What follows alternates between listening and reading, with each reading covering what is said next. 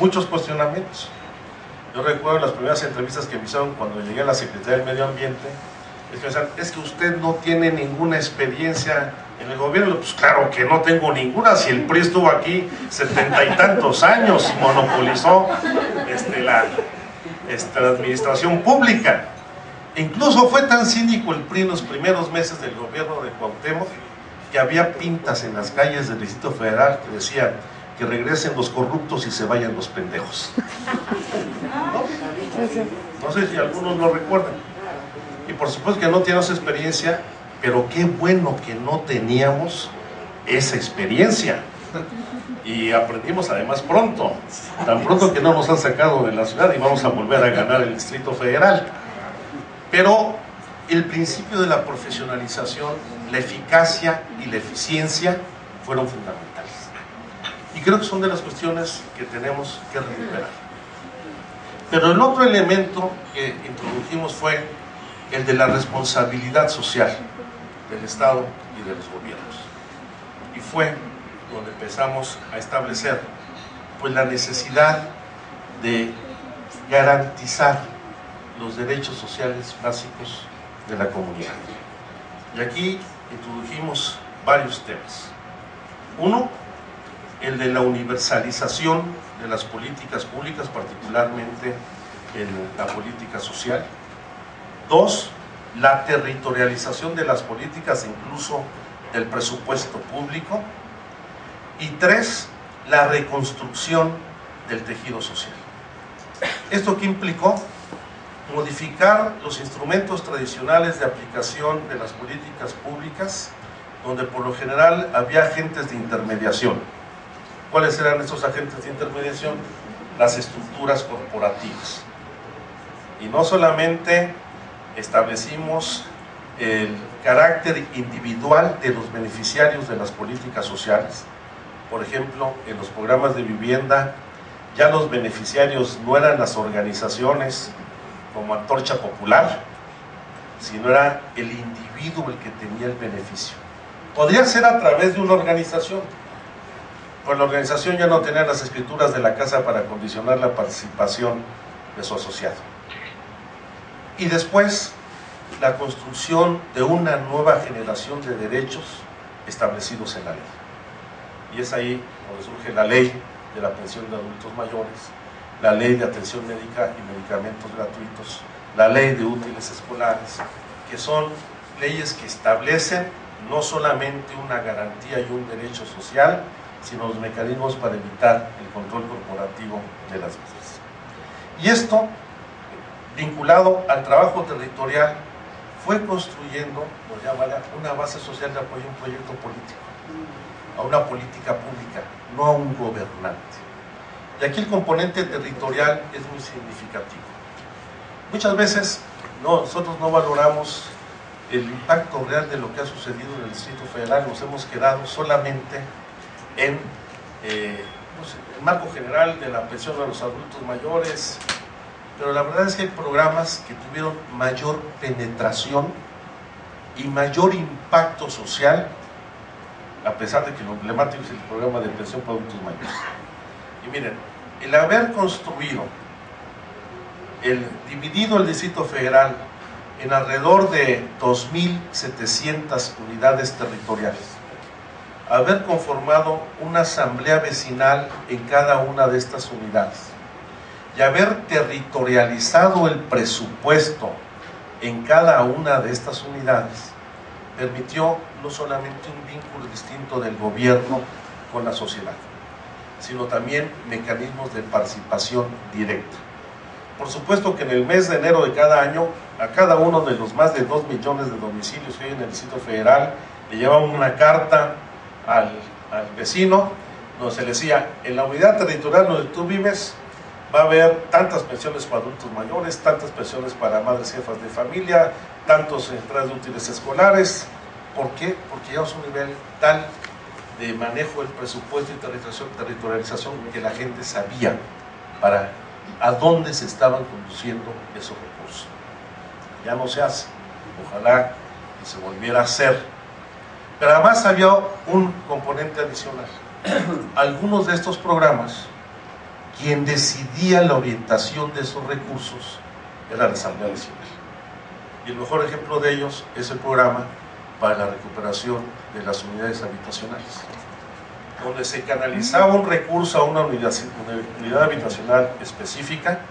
Primero las consideramos las que tenían arriba de 30,000 o 50,000 habitantes, luego ya se tuvo que generalizar a todo el mundo, no 30,000, de 13,000 habitantes, donde la asamblea vecinal decidía qué obra se hacía, contrataban a la empresa o al maestro albañil para que lo hiciera, hacían el seguimiento de la obra y le reportaban el manejo de los recursos. El programa de adultos mayores hoy beneficia a 500,000 de habitantes del Distrito Federal. El programa de recuperación de unidades habitacionales alcanzó a 5 millones de beneficiarios en el Distrito Federal. Estas políticas de cobertura general pues ayudaron también a la reconstrucción del tejido social, hacia esa universalización, o sea, en esta discusión responsabilidad social, universalización, territorialización, construcción del tejido social. Porque ¿cuál fue el impacto social más importante de estos programas? El allegarle recursos directamente a la gente como a los adultos mayores, o la reinserción de los adultos mayores en el núcleo familiar. Eso tampoco se ha evaluado. No se trata de repartir dinero, nos acusaron de populistas. Fox decía, en lugar de darle dinero a los viejitos, pónganlos a trabajar. Yo lo tengo muy presente. Ahora ya en todos lados hay pensión para adultos mayores, ¿no? Ahora el PRI está diciendo que la va a hacer a partir de los 65 años, ¿no? Yo no sé por qué no lo hizo Peña Nieto en el Estado de México, si tenía más presupuesto que el Distrito Federal. Pero miren, lo más importante en el programa de adultos mayores, en el apoyo a la gente con discapacidad, a las madres jefas de familia, es que estos se volvieron de nueva cuenta sujetos activos en el núcleo familiar. Cuando llegamos con Cárdenas al gobierno, a los viejitos nos los dejaban abandonados en las iglesias o en las salas de espera de los hospitales. Hoy los viejitos van al súper con sus nietos y su tarjeta y compran sus medicinas o compran sus galletas o le compran los dulces al nieto. Y ese es el valor más importante, igual que la madre soltera, que es una vergüenza para el padre. Se volvieron sujetos activos, o el discapacitado que es discriminado en el propio núcleo familiar. Y eso sucedió también en la vida comunitaria, porque en la medida que se recuperan los espacios públicos, las unidades habitacionales, los parques, los jardines, vuelve a haber una reinserción, ya no solamente del núcleo familiar, sino de la vida comunitaria. Miren, dentro de los programas, para que vean el alcance y la dimensión de algunos programas, el programa de útiles escolares y de uniformes escolares gratuitos alcanza a más de 2,600,000 beneficiarios. El programa de atención médica y medicamentos gratuitos a 1,000,000 de beneficiarios. Están por ley. Y creo que esto, sumado a lo que ahora ha hecho Marcelo con la nueva generación, por ejemplo, de las becas del programa Prepa-Sí, ha tenido implicaciones estructurales significativas. Solamente en las preparatorias de la UNAM en el Distrito Federal, la deserción escolar con el programa de Prepa-Sí pasó de cerca del 20 al 7% de deserción escolar. Son programas que impactan en la familia y también en la vida comunitaria. Ahí podría seguirme, ya no quiero extenderme. Lo importante fue de manera significativa esta profesionalización, responsabilidad social, la universalización y la generación de nuevos derechos, la territorialización de las acciones públicas, esta reconstrucción del tejido social en la familia y en la comunidad. Y ahora estamos, yo digo, en el caso del Distrito Federal, en una tercera etapa que indudablemente tiene que consolidarse, sin dejar de atender las otras que no están resueltas. No quiero decir que haga falta más transparencia, ya que resolvimos los problemas de rendición de cuentas, los problemas de inequidad social, sino que hoy estamos en una etapa donde son dos los rasgos característicos: el mejoramiento de la calidad de vida y la ampliación del régimen de garantías y de derechos de los ciudadanos. Y cuando hablo de calidad de vida implica garantizar el acceso a buenos servicios, a servicios de calidad en igualdad de condiciones a todos los ciudadanos. Que Iztapalapa pueda tener buena calidad de agua igual que las lomas de Chapultepec. Que la movilidad urbana favorezca el transporte público y no el transporte privado con calidad. Que recuperemos los espacios públicos no solamente en el bosque de Chapultepec, sino en la Sierra de Santa Catarina, o en Coatepec el Alto, en Gustavo Amadero.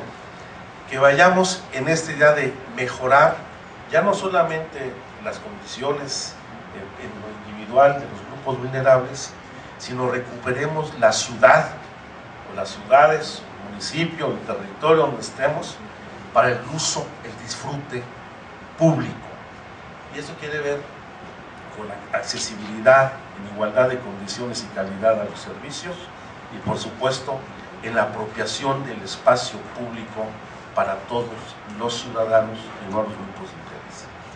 Y el otro, el régimen de ampliación de libertades y de garantías, que pues es emblemático del Distrito Federal. Aquí hay que decirlo con toda claridad: los habitantes del Distrito Federal tienen más derechos y libertades que los habitantes del resto del país. Por un ejemplo, Amalia, que yo también quiero reivindicar, en la ley contra la discriminación que también hicimos con Gilberto aquí en el Distrito Federal, fue un paso muy significativo. Las leyes contra la violencia intrafamiliar, la violencia contra las mujeres, pero aquí en el Distrito Federal los habitantes del Distrito Federal tienen más derechos que el resto del país.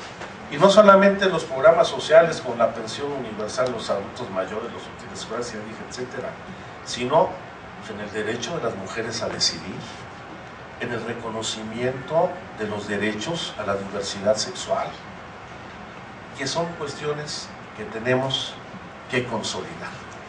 Y creo que esas son las experiencias más exitosas. Pero, quizá no sea oportuno en medio de la campaña, pero tenemos que revisar cómo estamos operando en estos principios. Porque se le han dado golpes demoledores al corazón de nuestro proyecto político. Y lo que fue el principio de honestidad, pues hoy está vulnerado. Tenemos a 2 exgobernadores emergidos de nuestras filas en la cárcel. Ya no solamente los videoescándalos, uno por revancha política, el que toma la revancha seguramente va a acabar igual, otro por la presunta comisión de delitos, habrá que aclararlo. Pero hemos perdido en gran medida ese valor originario que nosotros tuvimos en la izquierda. No nos ven igual que los demás. Y hay que recuperar los principios y los valores éticos en nuestras gestiones.